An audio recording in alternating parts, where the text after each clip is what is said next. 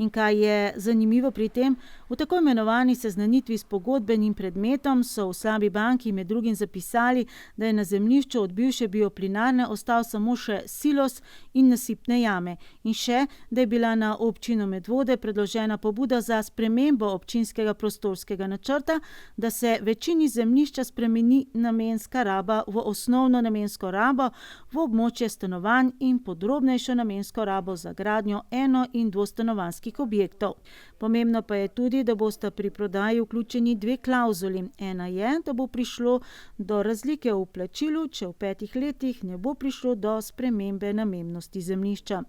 V dokumentu, ki ga je objavila slaba banka, je tudi zapisano, da je občina Medvode 23. marca letos za tako imenovani pogodbeni predmet izdala potrdilo o namenski rabi zemljišča, iz katerega izhaja, da gre za pretežno območje stanovanj in površin za kmetije, del pa so kmetijska zemljišča, na katerih ima predkupno pravico občina Medvode.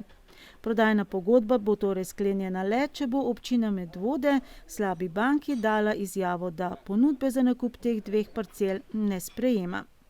Še malo zgodovine za osvežitev. Decembra leta 2019 je bil po 6 letih pravnomočno končan stečajni postopek nad podjetjem Bioštrom, katerega ustanovitelj, edini družbenik in direktor je bil Miha Petač. Začel se je na predlog upnice Nove Ljubljanske banke. Stečajno maso sta predstavljali zemljišči, na katerem je ob začetku stečajnega postopka stala bioplinarna in še drugih 10 objektov. Zaradi nelegalne gradnje pa so bili porušeni. Stroški rušitvenih del so znašali skoraj 320 tisoč evrov, ocenjena tržna vrednost nepremičnin pa je bila 880 tisoč evrov. Če to odštejemo, je izklicna cena približno toliko, kolikor zdaj zahteva slaba banka.